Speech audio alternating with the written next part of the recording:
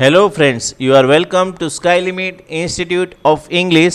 Today we are going to learn chapter number 41 Active Passive Voice.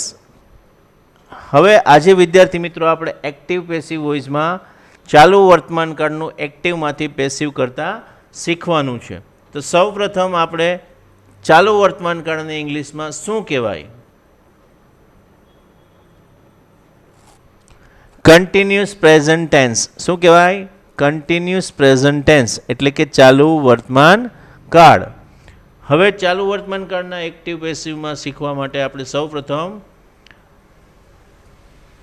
Positive sentence સ્ટ્રક્ચરનો અભ્યાસ કરશું, એટલે કે હકાર વાક્ય રચના વિશે જોશું. તો પોઝિટિવ સેન્ટેન્સ સ્ટ્રક્ચર એટલે કે હકાર વાક્ય રચના. એક્ટિવ વોઇસની સૌપ્રથમ હકાર વાક્ય રચના જોઈએ. મતલબ કે જે આપણે ટેન્સમાં શીખ્યા હતા એની એ જ આવે છે. દરેક ટેન્સીસ છે એ પોતે જ એક્ટિવ વોઇસ ગણાય છે. તો સૌપ્રથમ એક્ટિવ વોઇસ વાક્ય રચના જોઈએ. તો ટેન્સમાંથી એ જ મુજબ કર્તા, એમિઝાર, આઈએનજી વાળું ક્રિયાપદ, કર્મ, અધર વર્ડ્સ. કર્તા, એમિઝાર, આઈએનજી વાળું ક્રિયાપદ, કર્મ, અધર વર્ડ્સ. હવે જોઈએ પેસિવમાં ફેરવતી વખતે શું ચેન્જ આવશે. તો પેસિવ વોઇસમાં જોઈએ કર્મ, એમિઝાર, બીંગ, V3, બાય, કર્તાની કર્મ વિભક્તિ અને અધર વર્ડ્સ. ફરીથી જોઈએ કર્મ, એમિઝાર, બીંગ, V3, બાય, કર્તાની કર્મ વિભક્તિ અને અધર વર્ડ્સ. હવે વિદ્યાર્થી મિત્રો, તમે જે આગળ સાદા વર્તમાન કાળનું પેસિવ વાક્ય રચના જોઈ એ અને આની બેની કમ્પેરિઝન કરો.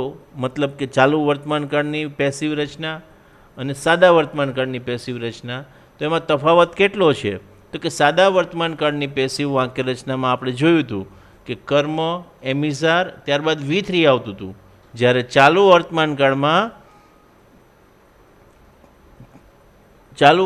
કાળમાં કર્મ, એમિઝાર, બીંગ અને ત્યારબાદ V3 આવે છે.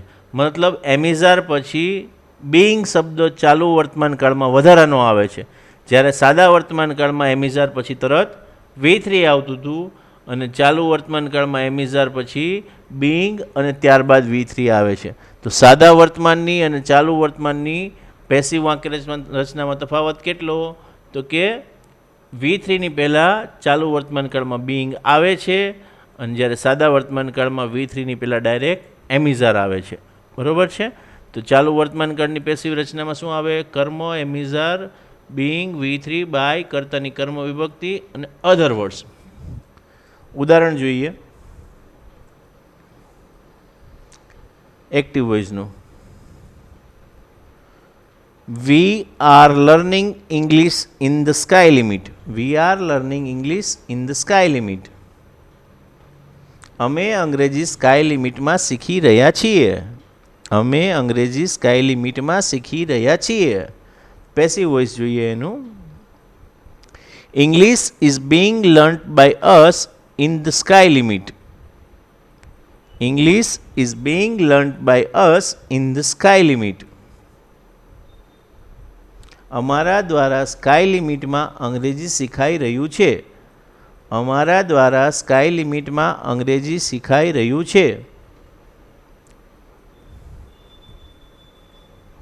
હવે જોશું નેગેટિવ સેન્ટેન્સ સ્ટ્રક્ચર એટલે કે નકાર વાક્ય રચના.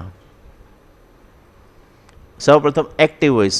કર્તા, એમિઝાર, નોટ, આઈએનજી વાળું ક્રિયાપદ, કર્મ, અધર વર્ડ્સ. કર્તા, એમિઝાર, નોટ, આઈએનજી વાળું ક્રિયાપદ, કર્મ, અધર વર્ડ્સ. પેસિવ વોઇસમાં જોઈએ કર્મ, એમિઝાર, નોટ, બીંગ, V3, બાય, કર્તાની કર્મ વિભક્તિ અને અધર વર્ડ્સ. તો નેગેટિવ બનાવવા માટે આપણે શું કર્યું? તો કે એમિઝાર અને બીંગ વચ્ચે નોટ મૂક્યું. એમિઝાર અને બીંગ વચ્ચે નોટ મૂક્યું. તો વાક્ય રચના ફરીથી એકવાર જોઈએ. કર્મ, એમિઝાર, નોટ, બીંગ, V3, બાય, કર્તાની કર્મ વિભક્તિ અને અધર વર્ડ્સ. ઉદાહરણ જોઈએ. We are not learning English. Active વોઇસનું. We are not learning English. અમે અંગ્રેજી શીખી રહ્યા ન હતા, નથી. સોરી, આમાં થોડી પ્રિન્ટિંગ મિસ્ટેક છે, ભૂલમાં ન હતા લખ્યું છે, પણ આવશે નથી. અમે અંગ્રેજી શીખી રહ્યા નથી એવું આવશે. પેસિવ વોઇસ જોઈએ. English is not being learned by us. English is not being learned by us. અમારા દ્વારા અંગ્રેજી શીખાઈ રહ્યું નથી. અમારા દ્વારા અંગ્રેજી શીખાઈ રહ્યું નથી. હવે જોશું ઇન્ટ્રોગેટિવ સેન્ટેન્સ સ્ટ્રક્ચર એટલે કે પ્રશ્નાર્થ વાક્ય રચના, જેમાં સૌપ્રથમ એક્ટિવ વોઇસની વાત કરીએ. એમિઝાર, કર્તા, આઈએનજી વાળું ક્રિયાપદ, કર્મ, અધર વર્ડ્સ. એમિઝાર, કર્તા, આઈએનજી વાળું ક્રિયાપદ, કર્મ, અધર વર્ડ્સ. પેસિવ વોઇસમાં જોઈએ. એમિઝાર, કર્મ, બીંગ, V3, બાય, કર્તાની કર્મ વિભક્તિ, અધર વર્ડ્સ. ફરીથી જોઈએ. એમિઝાર, કર્મ, બીંગ, V3, બાય, કર્તાની કર્મ વિભક્તિ, અધર વર્ડ્સ. ઉદાહરણ જોઈએ. એક્ટિવ વોઇસનું સૌપ્રથમ. R you learning English? R you learning English? તમે અંગ્રેજી શીખી રહ્યા છો? તમે અંગ્રેજી શીખી રહ્યા છો? પેસિવ વોઇસ જોઈએ. Is English being learned by you? Is English being learned by you? તમારા દ્વારા અંગ્રેજી શીખાઈ રહ્યું છે? તમારા દ્વારા અંગ્રેજી શીખાઈ રહ્યું છે? હવે જોઈએ WH ઇન્ટ્રોગેટિવ સેન્ટેન્સ સ્ટ્રક્ચર એટલે કે WH વાળા પ્રશ્નાર્થ વાક્ય રચના. એક્ટિવ વોઇસની વાત કરીએ. WH વાળો શબ્દ, એમિઝાર, કર્તા, આઈએનજી વાળું ક્રિયાપદ, કર્મ, અધર વર્ડ્સ. ફરીથી જોઈએ. WH વાળો શબ્દ, એમિઝાર, કર્તા, આઈએનજી વાળું ક્રિયાપદ, કર્મ, અધર વર્ડ્સ. પેસિવ વોઇસમાં જોઈએ. WH વાળો શબ્દ, એમિઝાર, કર્મ, બીંગ, V3, બાય, કર્તાની કર્મ વિભક્તિ, અધર વર્ડ્સ. ફરીથી જોઈએ. WH વાળો શબ્દ, એમિઝાર, કર્મ, બીંગ, V3, બાય, કર્તાની કર્મ વિભક્તિ અને અધર વર્ડ્સ. ઉદાહરણ જોઈએ. એક્ટિવ વોઇસનું. Why are you learning English? Why are you learning English? તમે અંગ્રેજી શા માટે શીખી રહ્યા છો? તમે અંગ્રેજી શા માટે શીખી રહ્યા છો? પેસિવ વોઇસ જોઈએ.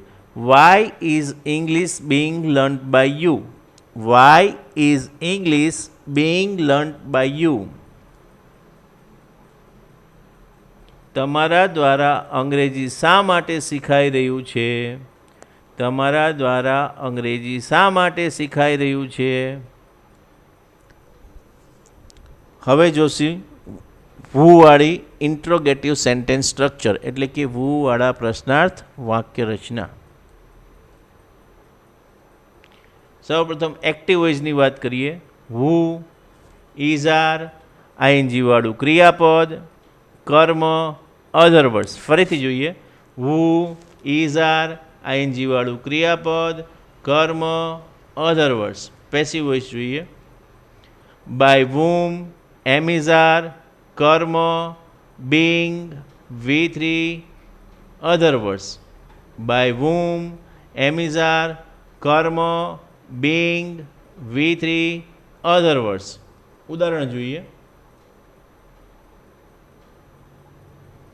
એક્ટિવ વોઇસનું. Who is learning English? Who is learning English? કોણ અંગ્રેજી શીખી રહ્યું છે? કોણ અંગ્રેજી શીખી રહ્યું છે? પેસિવ વોઇસ જોઈએ. By whom is English being learned? By whom is English being learned? કોના દ્વારા અંગ્રેજી શીખાઈ રહ્યું છે? કોના દ્વારા અંગ્રેજી શીખાઈ રહ્યું છે? Extra sentences. ઉદાહરણ જોઈએ. એક્ટિવ વોઇસનું. I am speaking English. હું અંગ્રેજી બોલી રહ્યો છું. Passive voice. English is being spoken by me. English is being spoken by me. અંગ્રેજી મારા દ્વારા બોલાઈ રહ્યું છે. Active voice. He is learning English in Sky Limit. તે સ્કાય લિમિટમાં અંગ્રેજી શીખી રહ્યો છે. પેસિવ વોઇસ જોઈએ. English is being learned by him in Sky Limit. English is being learned by him in Sky Limit. તેના દ્વારા સ્કાય લિમિટમાં અંગ્રેજી શીખાઈ રહ્યું છે. Active voice. They are not giving exam. They are not giving exam. તેઓ પરીક્ષા આપી રહ્યા નથી. પેસિવ વોઇસ જોઈએ. Exam is not being given by them. Exam is not being given by them. તેઓ દ્વારા પરીક્ષા અપાઈ રહી નથી. Active voice. Are you drinking tea. તમે ચા પી રહ્યા છો. Passive voice. Is tea being drunk by you. Is tea being drunk by you. તમારા દ્વારા ચા પીવાઈ રહી છે. Active voice. Where are you learning English. Where are you learning English. તમે અંગ્રેજી ક્યાં શીખી રહ્યા છો. પેસિવ વોઇસ જોઈએ. Where is English being learned by you. Where is English being learned by you. તમારા દ્વારા અંગ્રેજી ક્યાં શીખાઈ રહ્યું છે. Active voice. Who is meeting her in class. તેણીને ક્લાસમાં કોણ મળી રહ્યું છે. Who is meeting her in class. કોણ તેણીને ક્લાસમાં મળી રહ્યું છે. Passive voice. By whom is she being met in class. By whom is she being met in class. કોના દ્વારા તેણીને ક્લાસમાં મળાઈ રહ્યું છે. કોના દ્વારા તેણીને ક્લાસમાં મળાઈ રહ્યું છે.